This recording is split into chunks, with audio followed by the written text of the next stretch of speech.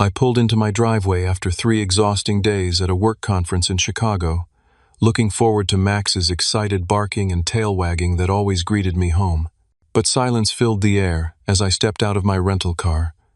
No golden blur racing around the corner of the house, no joyful whimpering from behind the front door. Something felt wrong immediately. I fumbled with my keys, calling out Max's name as I entered the house. My mother Carol sat calmly at the kitchen table, sipping coffee like nothing had happened. When I asked where Max was, she looked up with casual indifference and said the words that shattered my world completely. "We sold him," Carol said, not even bothering to look up from her newspaper. "Danny's girls needed new phones for school, so we got $800 for that dog. You'll be fine, Leonard. It's just a dog." I stood frozen in the doorway, my work bag sliding off my shoulder and hitting the floor with a thud. 8 years. Max had been my companion for 8 years, through my college graduation, my first job, my breakup with Jessica, and every lonely night when anxiety kept me awake. He wasn't just a dog to me, he was family. "You sold my dog?" The words came out as a whisper. I couldn't process what I was hearing. "Danny said you're never home anyway," Carol continued, turning a page. "Those girls deserved something nice for once. Emma and Sophie have been using those old flip phones forever." My brother Danny walked into the kitchen then, grinning like he'd just won the lottery. At 35, he still lived in our childhood bedroom upstairs, unemployed for the past 8 months, and completely dependent on our parents. His twin daughters, both 14, lived with their mother most of the time but stayed here every other weekend. "Hey, little brother," Danny said, grabbing a beer from the refrigerator. "Don't look so tragic. Max is probably happier with kids who actually have time to play with him." "Where is he?" My voice was getting louder now. "Who did you sell him to?" "Some nice family from across town," Carol answered. "The Hendersons. They have children who'll appreciate him properly." I pulled out my phone immediately, my hands shaking as I searched for Henderson in the local directory. There were 12 Hendersons listed. I started calling each number, my heart pounding with each dial tone. "Hi, this is Leonard Martinez. I'm looking for the family who recently bought a golden retriever named Max. My family sold him by mistake while I was away." The first 3 calls led nowhere. The 4th Henderson hung up on me. By the 6th call, I was desperate. "Leonard, stop being so dramatic," Carol said, watching me pace around the kitchen. "We told them you couldn't take care of him anymore because of work. They're not going to give him back now." "You told them what?" The phone slipped from my hand, clattering on the tile floor. Danny laughed, taking a long swig of his beer. "We had to give them a reason, man. Can't just say we needed quick cash for phones." "Made it sound like you were being responsible, giving up a pet you couldn't handle." "But that's not true," I shouted. "Max is everything to me. I've never missed a feeding, never skipped a walk, never left him alone for more than 8 hours." "Calm down," my father Frank said, appearing in the doorway. He looked uncomfortable, avoiding my eyes. "What's done is done, son." "Dad, please tell me you didn't go along with this." Frank's silence was answer enough. He'd been the one to physically hand Max over to strangers. My own father had betrayed me just as completely as the rest of them. I spent the next hour calling every Henderson in the phone book, becoming more frantic with each dead end. Finally, I found them. Mrs. Henderson answered on the 3rd ring. "Oh yes, we bought Max yesterday," she said cheerfully. "Such a sweet dog." The family explained that his owner couldn't care for him anymore due to work commitments. "We're so happy to give him a good home." "Ma'am, I'm Leonard, Max's actual owner. My family sold him without my permission while I was away on business. I need him back." There was a long pause. "I'm sorry, but we paid good money for this dog. Our children are already attached. We can't just give him away. I'll pay you back exactly what you paid, plus extra for your trouble." "I'm afraid that's not possible. We consider Max part of our family now." The line went dead. I stared at my phone, feeling completely helpless for the first time in my adult life. That evening, Danny showed up for dinner with his daughters Emma and Sophie, both clutching brand new iPhone 14s in sparkly cases. They barely looked up from their screens as they walked past me, completely absorbed in setting up their social media accounts. "See how happy they are?" Danny said, ruffling Emma's hair. "This worked out perfectly for everyone." "Everyone except Max," I said quietly. "Dogs adapt," Carol said, setting plates around the table. "He'll be fine with his new family." But I knew Max better than anyone. He was a sensitive dog who'd never lived anywhere but this house. He slept in my room every night, knew my schedule perfectly, and waited by the window every evening for me to come home from work. The thought of him confused and scared in a strange house with strange people made my chest feel tight. I excused myself from dinner and sat in my old bedroom, holding Max's favorite squeaky ball that I'd found abandoned under my bed. The house felt empty without the sound of his claws clicking on the hardwood floors, without his warm presence at my feet while I worked on my laptop. My family had not just sold my dog. They had sold my best friend, my emotional support, and 8 years of unconditional love for $800 worth of phones that Emma and Sophie would probably break or lose within 6 months. As I fell asleep that night, I made a decision. I was going to find Max and bring him home, no matter what it took. I called in sick to work the next morning, something I'd never done unless I was genuinely ill. My manager David was understanding when I explained I had a family emergency, though I couldn't bring myself to admit that my family had sold my dog while I was representing our company at a conference. I started at the Henderson house on Maple Street, a modest 2-story home with a small front yard and a wooden fence around the back. I rang the doorbell 3 times, but no one answered. Their driveway was empty, suggesting the whole family was out. I walked around to the fence and peered through a gap in the boards, hoping to catch a glimpse of Max, but the backyard was empty except for some old patio furniture and a rusty barbecue grill. Feeling like a stalker, I drove to the end of the block and parked where I could see their house. I waited for 2 hours until a blue Honda Civic pulled into their driveway. A woman in her 40s got out, followed by 2 kids who looked about 10 and 12 years old. No sign of Max. I approached Mrs. Henderson as she was unloading groceries from her trunk. "Excuse me, Mrs. Henderson? I'm Leonard Martinez. We spoke yesterday about Max." She looked up, recognition dawning on her face, followed immediately by annoyance. "I told you yesterday. We're keeping the dog. Please don't show up at our house again." "I just need to see him," I said. "To know he's okay. He's been my companion for 8 years." "He's fine," she said curtly, grabbing 2 grocery bags and heading toward her front door. "He's adjusting well to his new home. Can I just see him for 5 minutes?" I brought some of his favorite treats. Mrs. Henderson stopped and turned around, her expression softening slightly. "Look, I understand this is hard for you, but we paid for this dog fairly. Your family was very clear that you couldn't take care of him anymore. We're giving him a good home with children who love animals, but I never agreed to sell him. I was away on a work trip. They had no right to make that decision." "That sounds like a family matter you need to work out with them," she said. "Max belongs to us now." She disappeared into the house, leaving me standing alone in her driveway. I felt completely powerless. In the eyes of the law, Max was property, and my family had every legal right to sell him since he lived in their house, and they'd been helping with his food and vet bills over the years. I drove home feeling defeated, but my family's reaction made everything worse. Danny was sprawled on the living room couch, laughing at something on television while his daughters sat nearby, still glued to their new phones. "How's the great dog hunt going?" he asked sarcastically when he saw me. "This isn't funny, Danny. Max is suffering." "Oh, please," Carol said from the kitchen. "He's probably already forgotten about you. Dogs live in the moment." "That's not true, and you know it," I said. "Max knows my voice, my smell, my routine. He's probably wondering why I abandoned him." "You're being dramatic," Carol repeated, her favorite phrase whenever I showed any emotion. "It's just a dog, Leonard. You can get another one." "I don't want another one. I want Max." Emma looked up from her phone for the first time all day.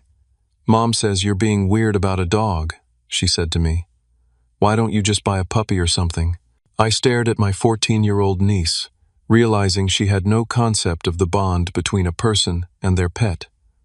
To her, Max was as replaceable as last year's iPhone model. I spent the rest of the day driving around the Hendersons' neighborhood, hoping to spot Max on a walk or playing in someone's yard.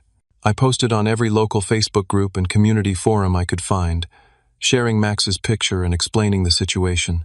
The responses were overwhelmingly supportive, with dozens of people offering to help search or keep their eyes open. But I also faced criticism from people who thought I was being unreasonable. "The new family paid for the dog legally," one person commented. "You can't just demand him back because you changed your mind." I tried explaining that I never consented to the sale, but without proof of that conversation, it was my word against my family's. That evening, I went to Peterson's pet store, the largest pet supply shop in our area, hoping the Hendersons might shop there. The manager, a kind woman named Patricia, remembered them immediately.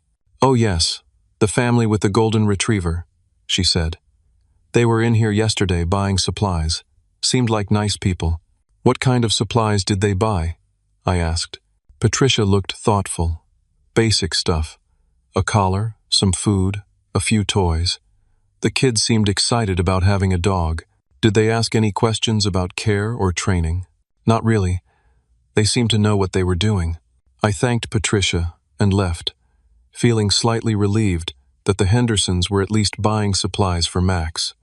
But I couldn't shake the image of him sleeping in a strange house, wondering where I'd gone. My girlfriend Sarah called that evening as I sat in my car outside the Henderson house again, hoping for any glimpse of Max. "Leonard, you need to accept that this situation is out of your control," she said after I explained what had happened. "I know you love Max, but you're becoming obsessed. Wouldn't you be obsessed if someone sold your cat while you were away? That's different. Whiskers lives in my apartment. Max lived in your parents' house." "But he's my dog," I said. "I pay for his food, his vet bills, his grooming. I take care of him every day. Then maybe you should have gotten your own place where your family couldn't make decisions about him." Sarah's words stung because they contained some truth. At 28, I was still living in my childhood home, saving money for a down payment on a house while helping my parents with their mortgage. I'd planned to move out within the next year, taking Max with me.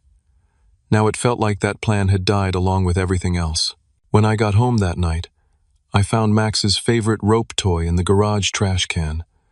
Carol had thrown it away like it was garbage, like 8 years of memories meant nothing. I pulled it out, brushing off coffee grounds and potato peels, and held it against my chest.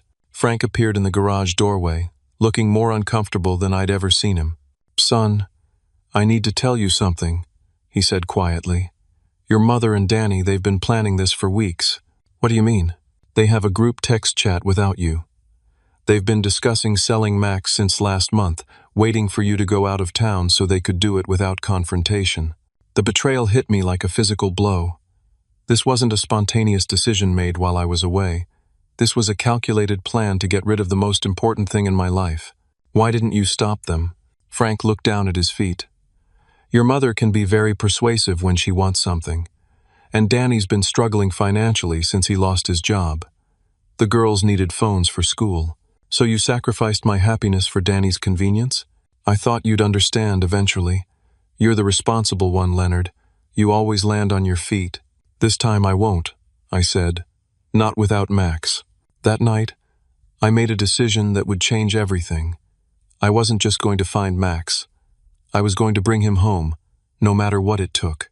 3 days of searching finally paid off when I spotted Mrs. Henderson's blue Honda Civic in the parking lot of Oakwood Heights Elementary School.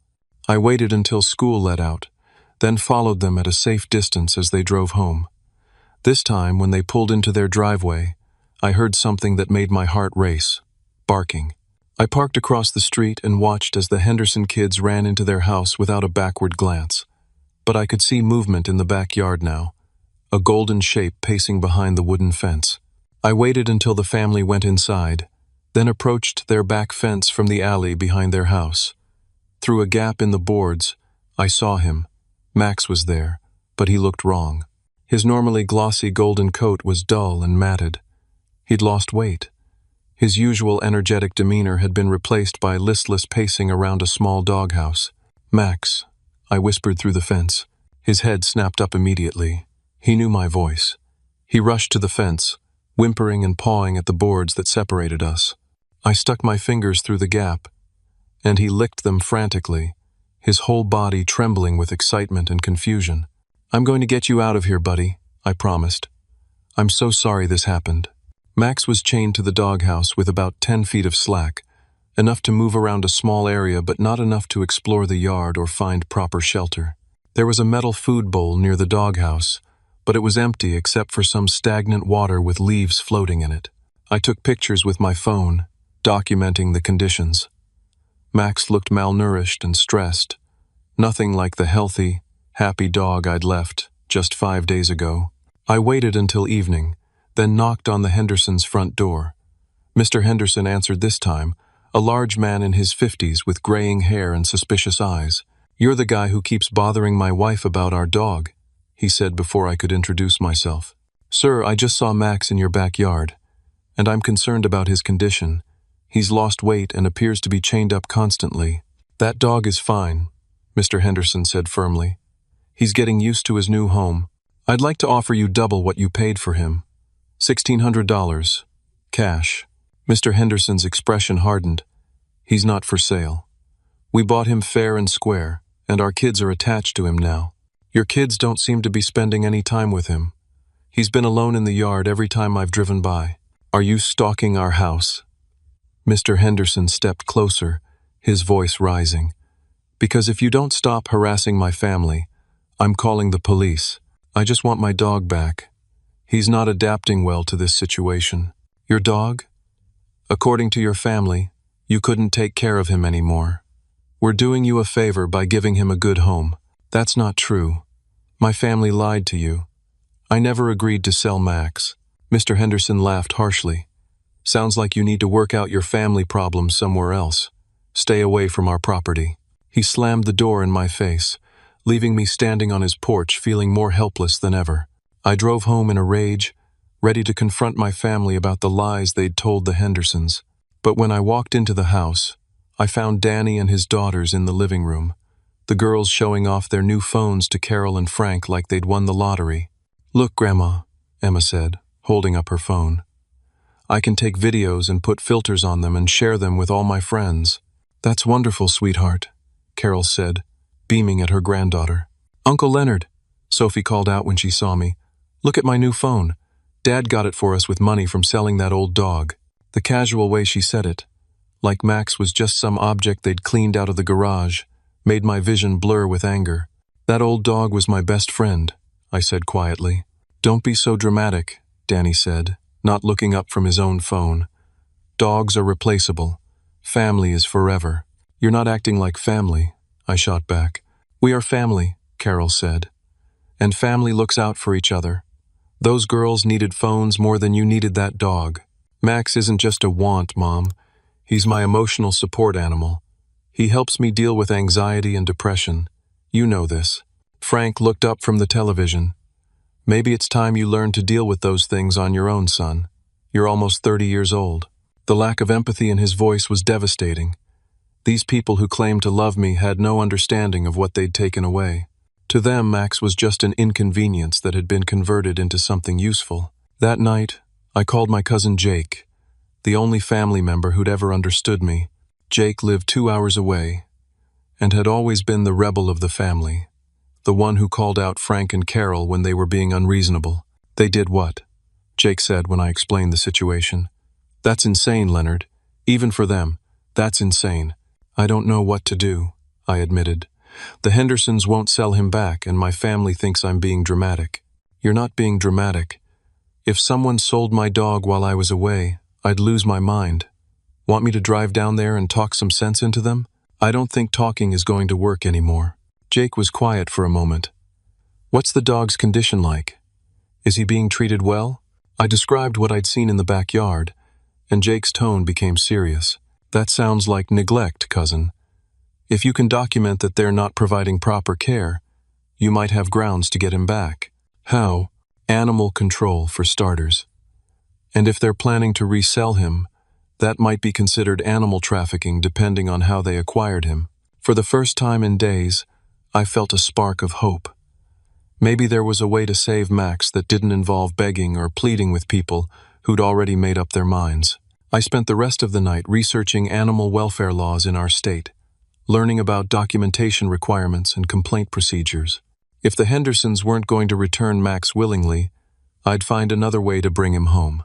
But first, I needed to know exactly what was happening to him in that backyard. I spent the next morning parked across the street from the Henderson house, documenting everything I observed. The family left together at 7:45, presumably dropping the kids at school and going to work. Max barked frantically as they drove away, straining against his chain as their car disappeared down the street. For the next 8 hours, Max remained alone in the backyard, with no human contact. I watched him pace in circles around his doghouse, periodically barking at passers-by, clearly distressed by his abandonment. No one came to check on him, refill his water, or let him inside. When the family returned at 4:30 in the afternoon, the kids ran straight into the house without acknowledging Max's excited barking. Mrs. Henderson went inside as well. Mr. Henderson spent about 2 minutes in the backyard, dumping some dry kibble into Max's bowl and spraying fresh water from a garden hose into his water dish. Then he too went inside, leaving Max alone again. This pattern continued for 3 days. Max was treated like an outdoor decoration that required minimal maintenance. No walks, no playtime, no interaction beyond brief feeding visits. It was heartbreaking to watch. I started talking to neighbors on the Henderson street, introducing myself as a concerned citizen who'd noticed a dog that seemed to be left alone constantly. Mrs. Peterson, who lived next door, was eager to talk. "That poor animal barks all day long," she said. "Starts at 7 in the morning when they leave, and doesn't stop until they come home. I've been thinking about calling someone." "How long has this been going on?" "They got the dog about a week ago. At first I thought it was just adjustment period, you know? New place, new family, but it's getting worse, not better." Another neighbor, Mr. Collins from across the street, had similar observations. "The dog looks thin to me," he said, "and I've never seen those kids play with him. They just ignore him completely." I documented these conversations, building a case that Max was being neglected, but what really broke my heart was learning from Mrs. Peterson that Max howled every night around 10 o'clock, the exact time I used to take him for his evening walk. "It's the saddest sound," she said, "like he's calling for someone who's not coming." That evening I confronted my family again, armed with photos and witness statements about Max's condition. "Look at these pictures," I said, showing them my phone. "He's lost at least 10 pounds. He's chained up constantly with no interaction." Carol glanced at the photos dismissively. "He looks fine to me. Dogs are supposed to live outside, not Max. He's been an indoor dog his whole life. He sleeps in my room every night." "Well, maybe it's good for him to learn some independence," Danny said, not looking away from the television. "He's not learning independence. He's suffering from neglect and separation anxiety." "You're being ridiculous," Carol said. "Stop trying to make us feel guilty for doing what was best for everyone." "Best for everyone except Max," I said, "and except me." Frank finally spoke up. "Leonard, you need to accept that this situation is permanent. The dog belongs to someone else now." "The dog has a name," I said angrily. "His name is Max, and he's been part of this family for 8 years. "He's been your pet for 8 years, Carol corrected. "There's a difference." That's when I realized the fundamental disconnect. To my family, Max was just an animal that happened to live in our house. To me, he was a family member with feelings, memories, and emotional needs. We were never going to see this situation the same way. My girlfriend Sarah called while I was sitting in my car outside the Henderson house that evening. "Leonard, I'm worried about you," she said. "You've been obsessing over this dog for a week now. It's not healthy." "How is wanting to rescue my best friend unhealthy?" "Because you're not eating properly, you're not sleeping, and you've missed 3 days of work. That dog is not worth destroying your life over." "That dog saved my life," I said quietly. "When I was going through depression after college, Max was the only reason I got out of bed some days." "But you're not depressed anymore. You have a good job, a relationship, goals for the future. You don't need a dog to define your happiness. It's not about need," I tried to explain. "It's about love and loyalty and commitment. Sometimes love means letting go," Sarah said. "And sometimes love means fighting for what matters, even when everyone else thinks you're crazy." There was a long pause. "Maybe we should take a break," Sarah said finally, "until you work through whatever this is." "Whatever this is? You mean grief? You mean betrayal by people I trusted? I mean obsession. You're choosing a dog over your relationships with real people." After she hung up, I sat in my car feeling more alone than I'd ever felt in my life. My family had betrayed me, my girlfriend had abandoned me, and Max was suffering because of decisions I had no power to reverse. But as I watched Max pace in his small circle behind the fence, I made a decision. I didn't care if everyone thought I was obsessed or unreasonable or dramatic. Max had never given up on me during my darkest moments. I wasn't going to give up on him now. I called Jake and asked him to drive down for the weekend. It was time to stop playing by everyone else's rules. Jake arrived Friday evening with a determination that matched my own. At 32, he was 4 years older than me, and had always been the family member willing to challenge our parents when they were wrong. He took one look at the photos I'd taken of Max and shook his head in disgust. "This is animal abuse, pure and simple," he said. "I can't believe Frank and Carol thought this was acceptable." "They think I'm overreacting," I said. "You're underreacting, if you ask me. If someone did this to my dog, I'd have gotten him back by now, one way or another." Saturday morning, we drove to the Henderson house together. Jake wanted to see the situation firsthand before we made any decisions about next steps. We parked across the street and watched as the family left for what appeared to be a shopping trip. "There," I said, pointing to the backyard where Max was visible through the fence gaps. "You can see how thin he's gotten." Jake pulled out a pair of binoculars he'd brought and studied the backyard carefully. After several minutes, he handed them to me with a grim expression. "Leonard, that dog is in worse shape than your photos showed. Look at his ribs. You can see them clearly from here." I adjusted the binoculars and felt my stomach drop. Max looked skeletal compared to his normal healthy weight. His golden coat was matted and dirty, and he moved with less energy than I'd ever seen. "We need to document this properly," Jake said, pulling out a video camera. "If we're going to report them for animal neglect, we need clear evidence." We spent the next hour recording Max's condition and behavior from multiple angles. The evidence was damning.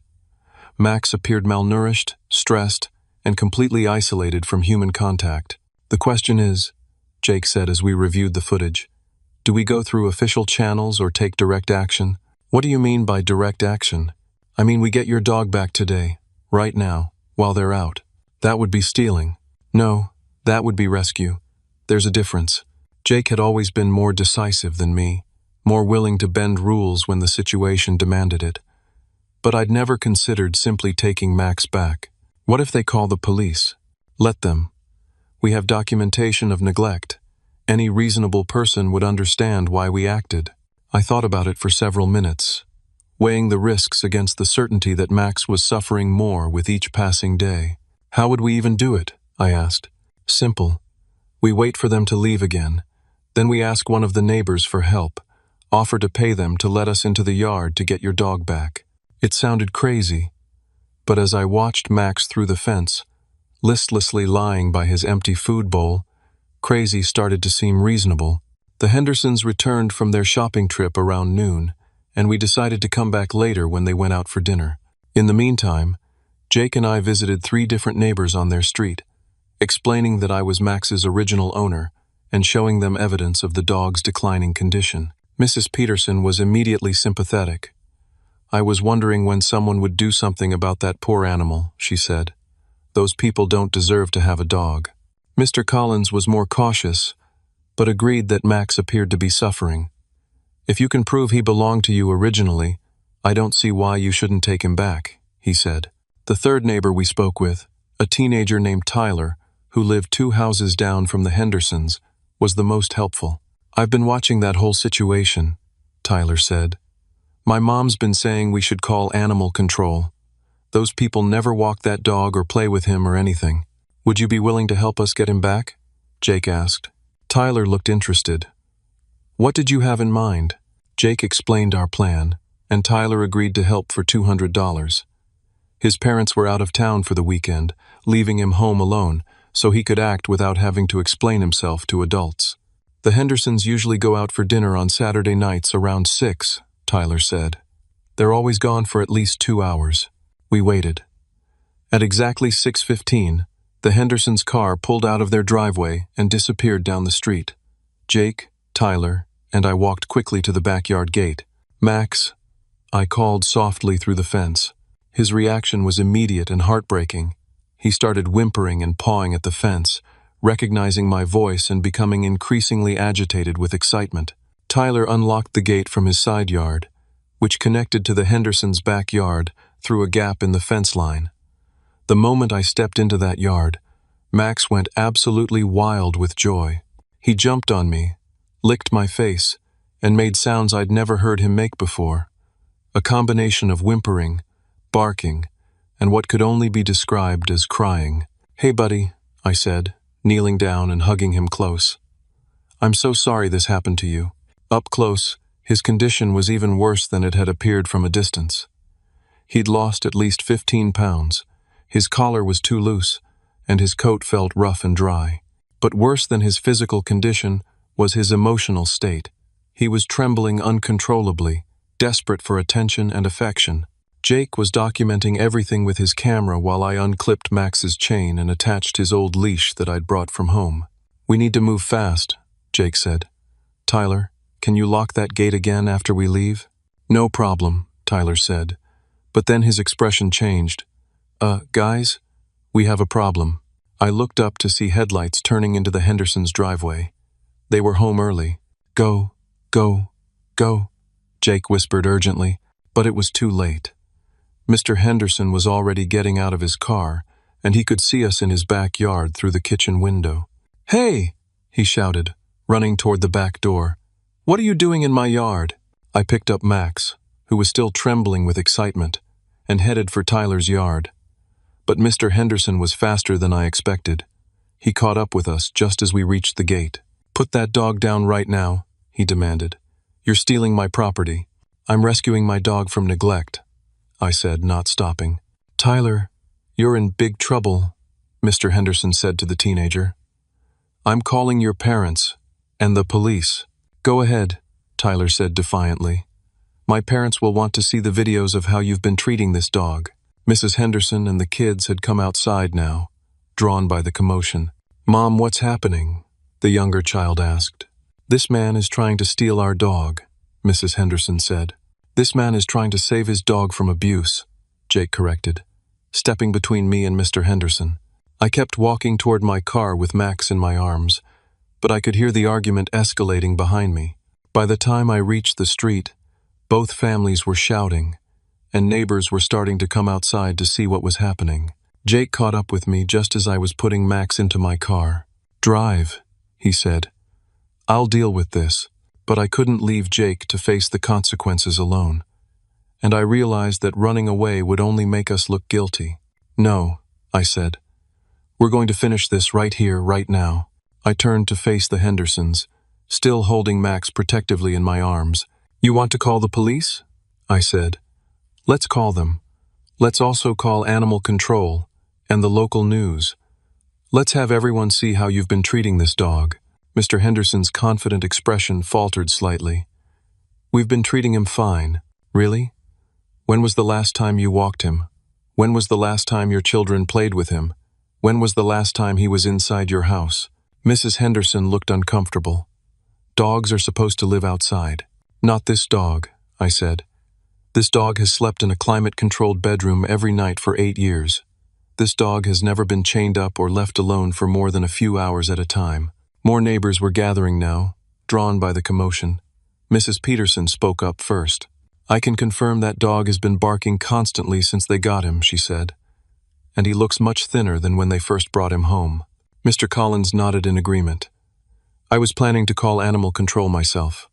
The poor thing seems miserable." The tide was turning in our favor, but I knew the real test was coming when the authorities arrived. Mr. Henderson did call the police, just as my own family arrived on the scene. Danny must have been tracking my location through social media, because he showed up with Carol and Frank just as the patrol car pulled into the street. "What is going on here?" Carol demanded, marching over to where I stood with Max still in my arms. "Leonard stole our dog. Mrs. Henderson said immediately. Leonard rescued his dog from neglect, Jake countered. Officer Williams, a middle-aged woman with kind eyes, looked around at the gathered crowd and sighed. Okay, everyone take a step back. Let's sort this out calmly. She asked each party to explain their side of the story. The Hendersons claimed I had stolen their legally purchased pet. I explained that my family had sold Max without my consent while I was away on business, and that the Hendersons had been neglecting him. Do you have any proof of ownership? Officer Williams asked me. I pulled out my phone and showed her photos of Max from the past 8 years, veterinary records in my name, and receipts for his food and supplies. And you have proof of purchase? She asked the Hendersons. Mr. Henderson looked uncomfortable. We paid cash. We don't have a receipt. Who did you buy the dog from? His family, Mrs. Henderson said, pointing to Carol and Frank.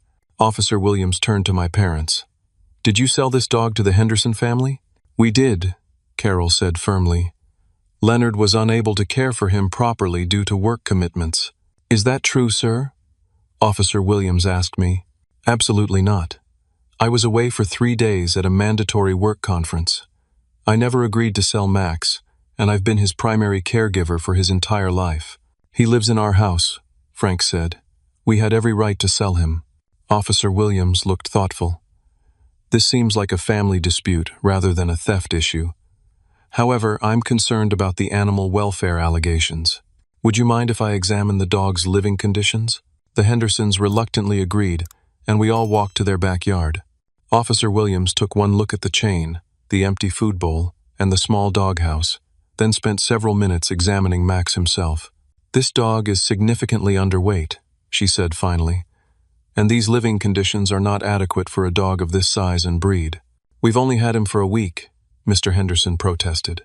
He was thin when we got him. Actually, he wasn't, I said, showing Officer Williams photos of Max from the week before I left for my conference. The difference was shocking when viewed side by side. Officer Williams called for an animal control officer, and within 30 minutes, Lisa Chen arrived with a full examination kit.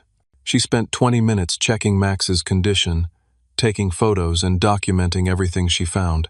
This animal shows clear signs of neglect, Lisa said finally. Malnutrition, dehydration, stress behaviors, and inadequate shelter. I'm issuing a citation for animal neglect and recommending immediate removal of the animal from this property. Mrs. Henderson burst into tears. We tried our best. We've never had a dog before. Why did you buy a dog if you didn't know how to care for one? Jake asked. Your son's family said he was easy to take care of, Mr. Henderson said, pointing at me. They said he mostly took care of himself. I turned to stare at my family in disbelief. You told them Max takes care of himself? Carol looked defensive. We told them he was a good dog who didn't require much maintenance. He requires daily walks, regular feeding, fresh water, social interaction, and indoor shelter, I said. He's a living being, not a lawn ornament. We didn't know, Mrs. Henderson said weakly. Officer Williams made the final decision. Given the evidence of neglect and the dispute over ownership, I'm releasing the animal to Mr. Martinez pending resolution of the ownership question. The Hendersons have 24 hours to provide proof of legal purchase, or ownership will revert to Mr. Martinez by default. As we prepared to leave, a car pulled up that made my stomach drop. Sarah got out, looking furious. Leonard, I heard from your mother that you were getting arrested for stealing a dog. What is wrong with you? I'm not getting arrested, I said quietly. I'm getting my dog back. This obsession has gone too far. Look at yourself. You're holding up traffic, disturbing the peace, and alienating your entire family over a pet. Over my best friend, I corrected.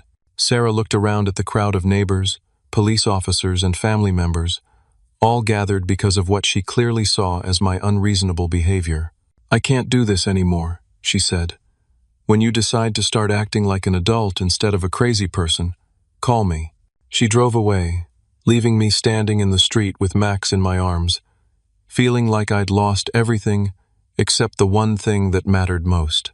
But then Tyler, the teenager who'd helped us, spoke up. For what it's worth, I think you did the right thing, he said. That dog was miserable here. Mrs. Peterson nodded in agreement. Sometimes you have to fight for what you love, even when other people don't understand. Even Officer Williams offered a small smile as she got back into her patrol car. Take good care of him, she said. As the crowd dispersed, I realized I was facing a choice. I could try to repair my relationships with my family and Sarah by compromising on Max, or I could accept that standing up for what I believed in might cost me those relationships. Looking down at Max, who was finally calm and content in my arms for the first time in over a week, the choice was obvious. Some things were worth fighting for, no matter the cost. The next 24 hours changed everything. By Sunday morning, the Henderson family had decided not to pursue ownership of Max. According to Officer Williams, they realized they weren't equipped to care for a dog properly and didn't want to face potential criminal charges for animal neglect. But the real vindication came when Tyler's mother returned from her weekend trip and learned what had happened. Mrs. Anderson was a journalist for our local newspaper, and she was outraged by the story. This is exactly the kind of irresponsible pet ownership that leads to animal suffering, she told me when she called Sunday evening. Would you be willing to go on record about what happened? The story ran on the front page of the Tuesday newspaper with the headline, "Family Sells Man's Beloved Dog While He's Away on Business." Mrs. Anderson had interviewed neighbors, animal control officers, and even gotten a quote from the veterinarian who examined Max after I brought him home. The article painted a clear picture of neglect and family betrayal that resonated with readers across our community. By Wednesday morning, the newspaper's website had received over 500 comments, almost all of them supporting me and condemning both the Hendersons and my family's actions. The story was picked up by regional news stations, and by Thursday, I was getting interview requests from pet advocacy groups and animal welfare organizations. The story had touched a nerve with pet owners who couldn't imagine their families betraying them in such a fundamental way. But the real justice came in the form of consequences for everyone involved. The Hendersons faced formal animal cruelty charges filed by the district attorney's office after Lisa Chen's report documented clear evidence of neglect. They were banned from owning pets for 5 years and required to pay fines and court costs totaling over $3,000. My family faced a different kind of justice. Social consequences that hit them where it hurt most. Danny's ex-wife Jennifer called him after reading the newspaper article. "I can't believe you sold Leonard's dog to buy phones for the girls," she said during a conversation I overheard when he put her on speakerphone. "What kind of example does that set for Emma and Sophie?" "It's not that big a deal," Danny protested.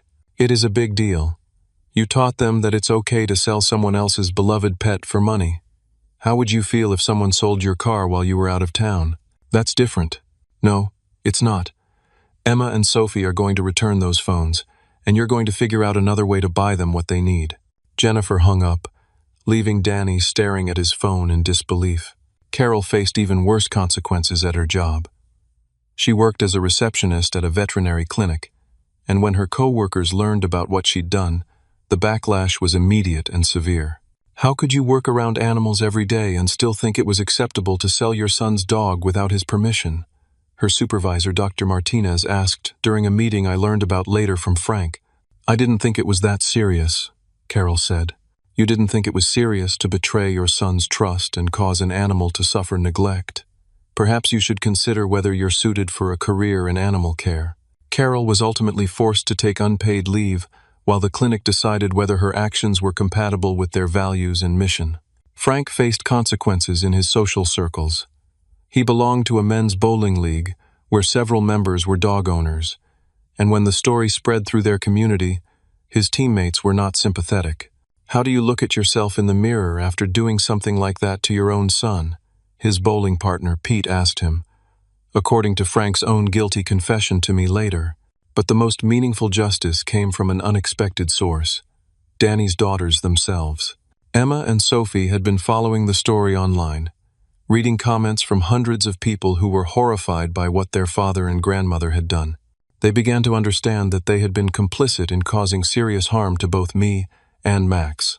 On Friday evening, exactly 1 week after I'd brought Max home, Emma and Sophie showed up at our house with their new phones in hand. "Uncle Leonard," Emma said, her eyes red from crying, "we want to give these back. We didn't know that's what happened to Max, Sophie added. Mom explained it to us, and we feel terrible. Dad told us you couldn't take care of Max anymore because of work, Emma continued. He never said he was selling your best friend to buy us phones. I sat down with my nieces on the front porch, Max lying contentedly at my feet after his evening walk. I understand you didn't know the whole truth, I told them. But I want you to learn something important from this situation. What? Sophie asked. When someone you love has something that's precious to them, you protect it. You don't sell it or give it away or treat it like it's disposable. Love means protecting what matters to the people you care about. Emma nodded solemnly. We're going to tell Dad we don't want the phones anymore. And we're going to get jobs to buy our own phones, Sophie added. So this never happens again. They left the phones on my porch and walked home, leaving Danny to explain to Carol why his daughters were suddenly refusing the gifts that had cost Max his happiness. Frank was the first family member to offer a genuine apology. He found me in the backyard on Saturday morning, watching Max chase squirrels for the first time since his ordeal began. Son, I owe you an apology that's bigger than anything I can put into words, he said. I looked up at my father, this man I'd respected my entire life, and saw something I'd never seen before. Genuine shame. I failed you as a father, Frank continued. I let your mother and brother convince me that selling Max was reasonable, and I didn't stand up for what I knew was right. Why didn't you stop them? Because it was easier to go along with them than to deal with the conflict. But that's not an excuse.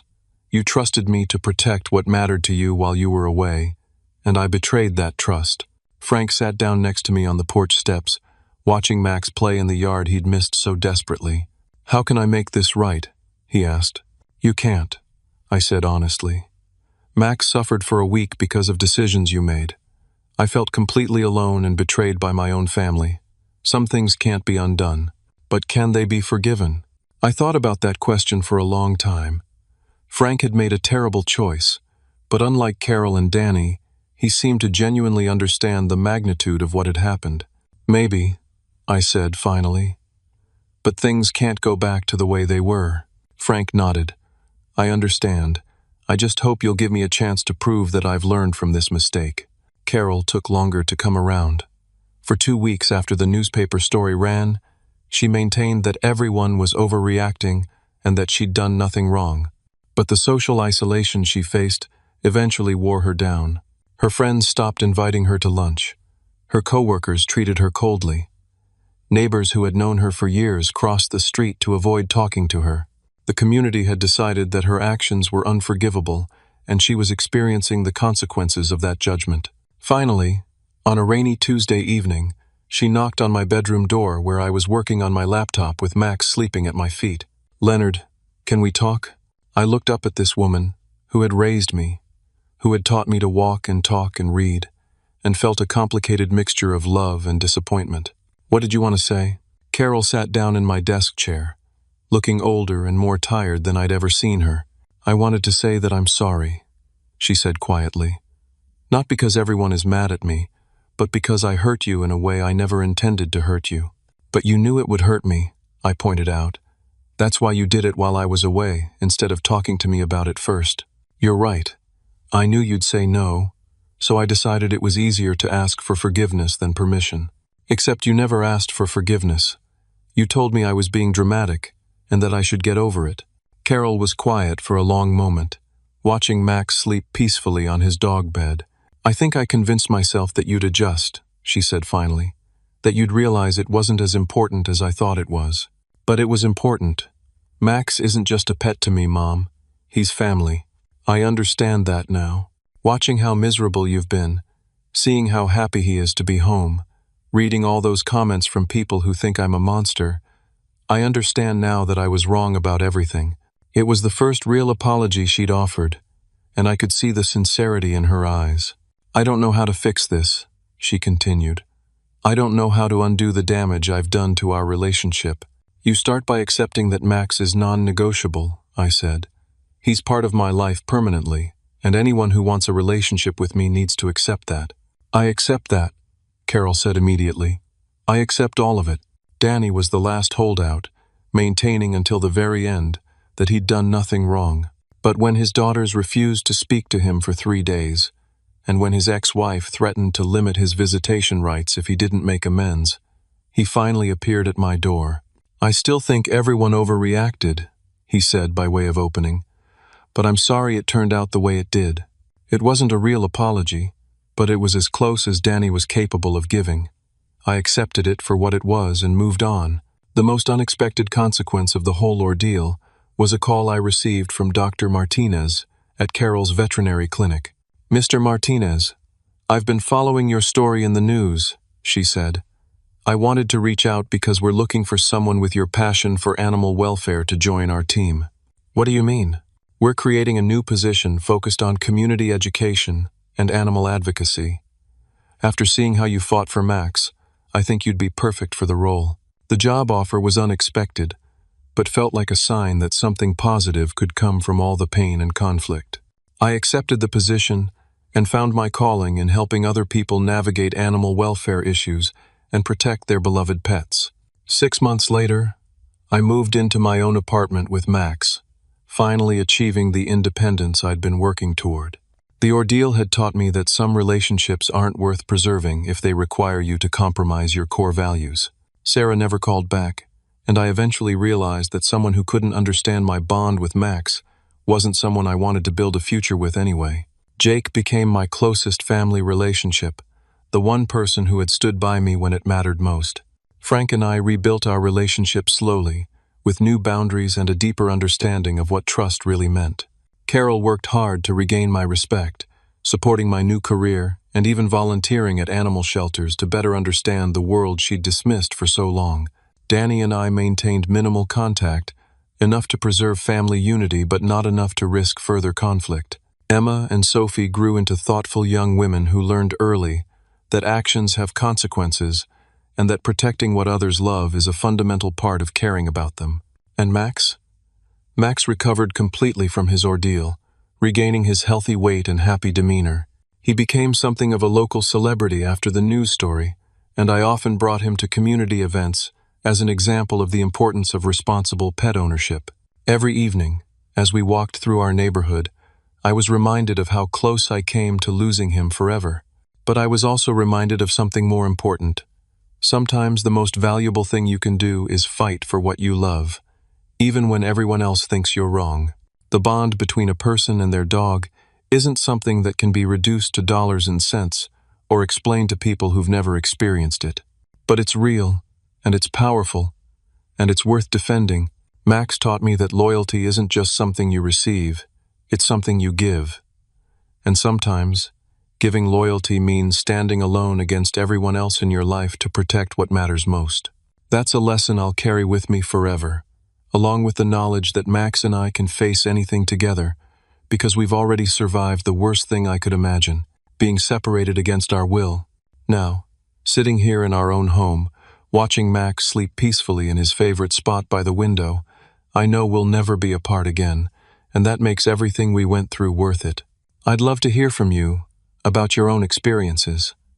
Have you ever had to fight for something you loved when everyone else thought you were wrong? How far would you go to protect your beloved pet? Please share your thoughts in the comments below. And don't forget to like this video if Max's story touched your heart. Subscribe for more stories about the unbreakable bonds between people and their animal companions.